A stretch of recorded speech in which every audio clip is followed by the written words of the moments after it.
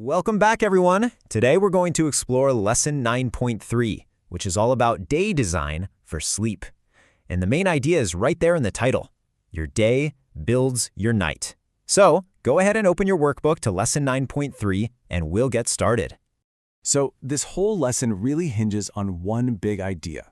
See, getting good sleep, well, it isn't just a decision you make when you finally turn off the lights. It's actually a result. It's the outcome of how you designed your entire day. You know, if your day is just chaotic and you're constantly reacting to things, sleep becomes fragile. It becomes unpredictable. But if your day is designed with a little intention, your sleep becomes so much more reliable. Let's start with the first question you see in your workbook. In your own words, what does it really mean to design the day for the end? A good answer might sound something like, it means I'm actively planning my day so that sleep is even possible, instead of just hoping my brain will magically shut off at night. So go ahead and pause here and take a moment to write down what that phrase means to you. All right, let's move on. So to make sleep more predictable, it helps to understand that your day actually has a purpose. In fact, you can think of it as having 3 very important jobs to accomplish if you want to protect your sleep. Here are those 3 jobs. First, your day needs to support focused learning, which means you're not just kind of drifting through your classes. Second, it has to include some planned exercise, which is really a support system for your brain. And third, your day needs to leave you with enough space and energy for a real wind down, not just collapsing into bed at the end of the night. It's really important to see how these are all connected. If one breaks down, the others usually start to struggle too. Now take a look at the next question in your workbook and be honest with yourself. Of those 3 jobs, focused learning, planned exercise, and a real wind down, which one breaks down most often for you? And why do you think that happens? Go ahead and pause to write down your thoughts. Okay, so now let's talk about some of the common things that can get in the way of a well-designed day. I like to think of these as leaks in your system. We're going to focus on 3 big ones: your fuel, your exercise, and some common procrastination patterns that can throw everything off track. First up, let's talk about fuel and hydration. This is about so much more than just your performance on a test. It really affects your entire daily rhythm. When you skip meals, or you don't drink enough water, or you rely on a bunch of sugary snacks, your brain starts to drift. You probably recognize this feeling. It shows up as mental fog, or strong cravings, irritability, or that late-night snacking habit that seems to come out of nowhere. So in your workbook, you'll see that list of effects. What I'd like you to do is circle the 2 that show up most often in your life. Then think of a specific time this happened and just write down one real-life example. Please pause here and do that now. All right, let's talk about exercise. We all know it's fantastic for the brain, but it turns out the timing of that exercise is really crucial. It creates a ripple effect that can either help or hurt your sleep. And the goal here isn't about following strict rules. It's just about becoming aware of your own personal patterns. For some people, an evening workout is perfect. It helps calm the body, it builds up that healthy sleep pressure, and it makes it really easy to fall asleep. But for other people, that exact same workout can be incredibly wiring. It raises your body temperature, increases arousal, and makes it really difficult to wind down. There's no right or wrong here. The only thing that matters is knowing which pattern is yours. Over in your workbook, go ahead and circle your pattern. Do evening workouts seem to help you, or do they wire you? Or are you just not sure yet?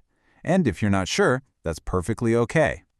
The workbook guides you to think about what you could track for a week to figure it out. Things like the intensity, the time, or how close the workout was to your bedtime. Pause here and make your selection. Now for a really crucial idea. For so many students, sleep problems don't actually start at bedtime. They often start hours earlier, in what I call the after-school danger zone. This is where a very powerful pattern called the drift loop can take over. So here's what that common drift loop often looks like. See if this sounds at all familiar. It starts with having no real plan for after school. That often leads to just grabbing your phone. Then maybe you grab an unplanned snack. Before you know it, your energy drops, which leads to procrastinating on homework. Suddenly, it's a late night, you get poor sleep, and then the whole domino effect just repeats itself the next day. Now look at your workbook. Where does your drift loop usually start? Is it right after school, maybe after practice, or does it kick in later at night? Try to map out your own personal loop in a single line. Go ahead and pause to do that now. Okay, So we've identified some of the problems. Now let's actually build the solution. In this next section, Apply It, we're going to turn these ideas into a concrete, personal plan for your day. This is where the idea of building a system starts to become real. There are two main steps to this. First, you need to choose your sleep anchor. That's your target bedtime and your target wake time. This becomes the foundation for everything else. And second, you're going to design one school day around that anchor. The key word here is realistic, not perfect. We're not aiming for some ideal day, just a better one. In your workbook, you'll see the blueprint for your day.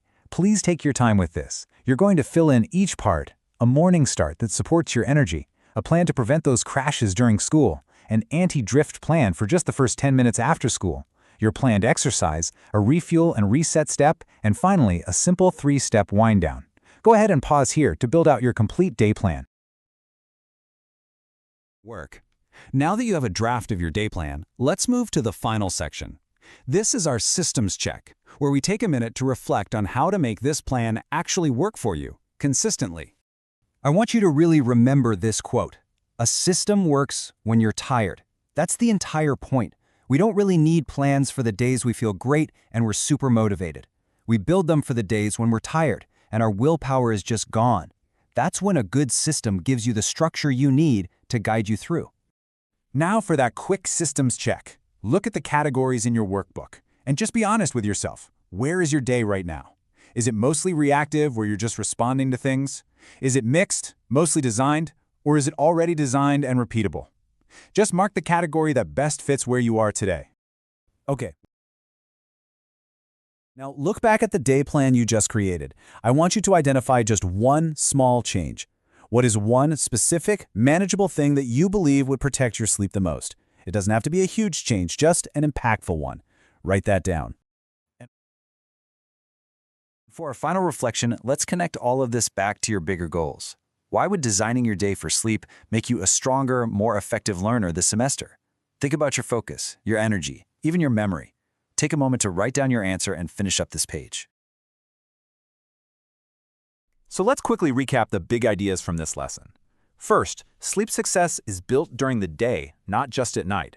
Second, your day has 3 key jobs: to support your focus, to include exercise, and to allow for a real wind down. Remember that your fuel and the timing of your exercise create ripple effects. And finally, be mindful of that after-school drift loop. It's a very common danger zone that can derail your night. You can move on to the next lesson, where we're going to tackle how to handle the unexpected. We'll talk about building a reset plan for those inevitable late nights, those overload weeks, and the common weekend trap.